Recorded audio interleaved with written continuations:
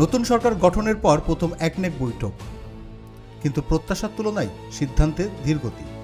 আলোচ্য 19টি প্রকল্পের মধ্যে মাত্র 6টি প্রকল্প অনুমোদন পেয়েছে। রাজধানীর সচিবালয়ে অনুষ্ঠিত এই বৈঠকে সভাপতিত্ব করেন প্রধানমন্ত্রী ও একনেক চেয়ারম্যান তারেক রহমান। পরিকল্পনা মন্ত্রণালয়ের তথ্য অনুযায়ী এদিন মোট 19টি প্রকল্প উপস্থাপনের কথা থাকলেও সময়ের সীমাবদ্ধতার কারণে মাত্র 8টি প্রকল্প নিয়ে আলোচনা করা সম্ভব হয়। এর মধ্যে 6টি অনুমোদন পায়, আর বাকি 2টি প্রকল্প আরও পর্যালোচনার জন্য রেখে দেওয়া হয়েছে। ফলে বাকি 11টি প্রকল্পের ভাগ্য নির্ধারণের জন্য অপেক্ষা করতে হবে আগামী সপ্তাহের বৈঠক পর্যন্ত।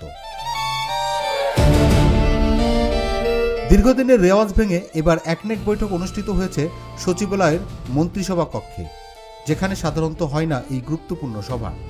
যদিও আনুষ্ঠানিকভাবে কারণ জানানো হয়নি। সংশ্লিষ্টরা বলছেন, প্রধানমন্ত্রীর ব্যস্ততা ও প্রশাসনিক সুবিধার কারণেই এই সিদ্ধান্ত। এদিকে একনেক বৈঠক ঘিরে পরিকল্পনা কমিশন এলাকায় আগেই থেকে নেওয়া হয়েছিল ব্যাপক প্রস্তুতি। রাস্তা সংস্কার, সৌন্দর্যবর্ধন সবকিছুই সম্পন্ন হয়েছিল, কিন্তু শেষ মুহূর্তে ভেন্যু পরিবর্তনে তৈরি হয়েছে প্রশ্ন। উল্লেখ্য, গত 24শে ফেব্রুয়ারি নতুন একনেক কমিটি গঠন করা হয়।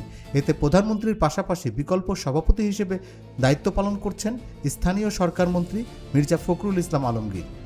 বিশ্লেষকেরা বলছেন, নতুন সরকারের প্রথম একনেক বৈঠকেই সময় সংকট এবং সীমিত অনুমোদন উন্নয়ন কার্যক্রম কিছুটা ধীরগতি আনতে পারে।